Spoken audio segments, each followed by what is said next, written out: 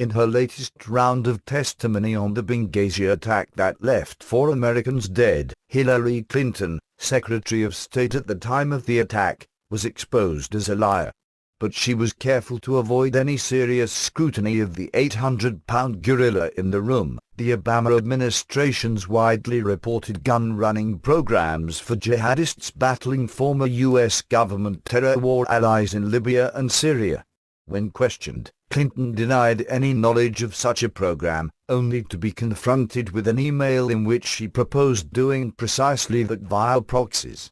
Indeed, the fact that Obama has been arming jihadists in Syria is today beyond dispute. Facing a question by Representative Mike Pompeo, Arkan, before the House Select Committee on Benghazi, which is investigating the attacks, about whether Clinton knew of a gun-running scheme to Libyan rebels, Clinton said, "I think the answer is no." Note the caveat.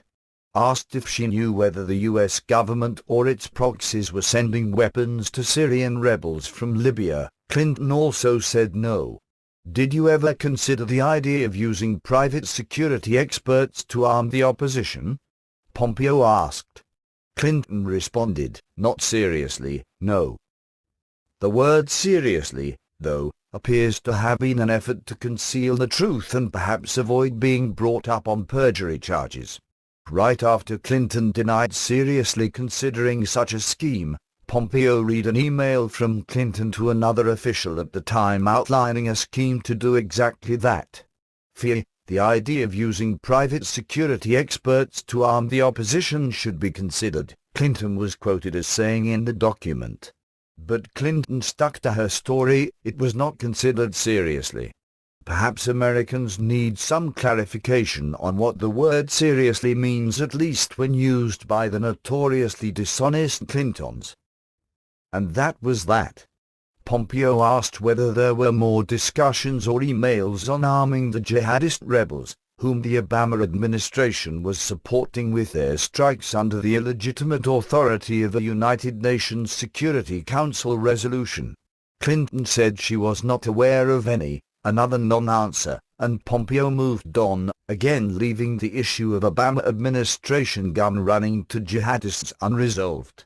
Even if the White House did not directly or through proxies provide weapons to jihadist rebels, as Clinton claimed implausibly, the administration's airstrikes on Libyan forces allowed those same Obama-backed jihadists to seize the regime's weapons. Of course, the U.S. Congress never authorized Obama's disastrous war on Libya or its partnership with self-declared al-Qaeda leaders to overthrow a former U.S. terror war ally to begin with. Indeed, Clinton was quoted in news reports as telling lawmakers that even if Congress tried to stop it, the American people's elected representatives would be ignored. Today, thanks in large part to Obama's lawless war sold based on demonstrable lies, Libya is a jihadist paradise engulfed in ongoing, bloody civil war. Critics on both sides of the aisle in Congress have said Obama's machinations in Libya were grounds for impeachment. Despite implausibly denying the Obama administration's role in arming the jihadists it was providing U.S. airstrikes for, Clinton did touch on Ambassador Stevens and his role in dealing with Libyan weapons. During her testimony, she said the ambassador chose to go to Benghazi because he understood America had to be represented there at that pivotal time. Stevens also knew how urgent it was to ensure that the weapons Gaddafi had left strewn across the country, including shoulder-fired missiles that could knock an airplane out of the sky, did not fall into the wrong hands. The wrong hands, presumably, are the very same terrorist groups the Obama administration backed during the Libyan civil war.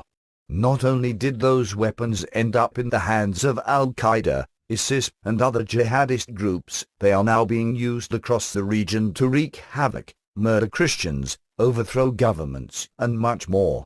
In a UN report, the global outfits at the Libyan weapons, now in the hands of al-Qaeda, were fueling conflict and terror throughout North Africa, Syria, Gaza, and beyond.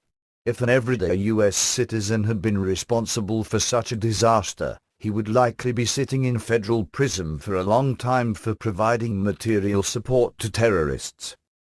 Clinton was also grilled on the fact that Ambassador Christopher Stevens, who was killed in the jihadist attack on September 11, 2012, had recently met with a rebel leader who had previously fought U.S. troops under al-Qaeda in Iraq. Were you aware that our folks were either wittingly or unwittingly meeting with al-Qaeda on the ground in Benghazi, Libya, just hours before the attack? Representative Pompeo asked. Clinton replied, "I know nothing about this, Congressman." Pompeo called that response deeply disturbing. And it is almost certainly untrue, assuming Clinton was not asleep at the wheel, as Libya was at the top of the Obama administration's radical agenda during that time period. Clinton also came under strong fire from Republican lawmakers on other issues, including the administration's deliberate effort to deceive Americans on what happened before, during, and after the terrorist assault.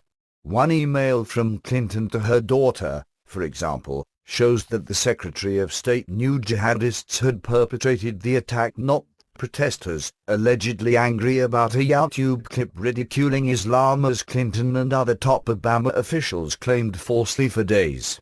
2 of our officers were killed in Benghazi by an al-Qaeda-like Sikh group, Clinton wrote in the email, which was cited by Representative Jim Jordan, R. Ohio, during the hearing. Even more explosive, perhaps, was another email documenting a call between Clinton and the Egyptian Prime Minister on the day after the attack.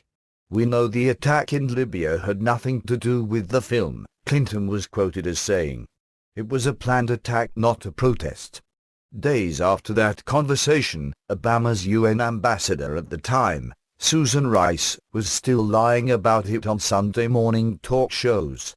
In other words, the Obama administration knew full well that it was lying to the American people, yet continued to push the lie for days until it finally became untenable. Nobody has been held responsible for deliberately trying to deceive the American people. But despite the politicking and minor new revelations, the real questions remain as shrouded in mystery today as they were 3 years ago. Writing in Fox News ahead of the hearing, national security analyst Kathleen Trewire-McFarland, who served in multiple U.S. administrations, noted that the fundamental question hanging over the Benghazi attacks still remains unanswered. What were the Americans doing in Benghazi in the first place? She asked, a question that remains essentially unanswered to this day. Consulates and embassy annexes are where diplomats issue visas and find lost luggage, and that's clearly not what former Special Forces Americans were doing. She also wondered who Ambassador Stevens was supposed to meet in Benghazi, apparently al-Qaeda, who was responsible for his security, apparently an al-Qaeda-linked jihadist group, which Libyan militia groups Obama partnered with, various jihadist groups with links to al-Qaeda, and who vetted those revolutionary forces. For over a year there have been unconfirmed reports that the Benghazi was a gun-running operation to take Gaddafi's abandoned weapons and turn them over to Syrian rebels, she continued. Is this what the American contractors were doing, running guns? Were we working with and arming Libyan rebels who turned out to be al-Qaeda-type terrorists? If that is true, then not only was this foolish, it was illegal. In fact, that is exactly what the administration was doing, with self-declared al-Qaeda leaders boasting openly to the Western press about their Obama black jihad on the apostate Libyan tyrant. And it was hardly a secret. The New American Magazine and numerous other sources had been reporting as much almost from the start of the globalist-fueled conflict. The situation was so outrageous that even retired U.S. generals have concluded that Obama switched sides in the terror war. Now, the fruits of that lawless war are clear, yet the officials responsible for the bloodshed, genocides, revolutions, and lies remain in power.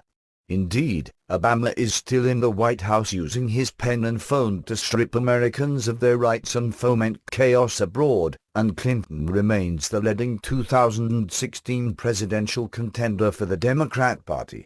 Americans, especially those killed in Libya, deserve better. and they deserve, at the bare minimum, the truth.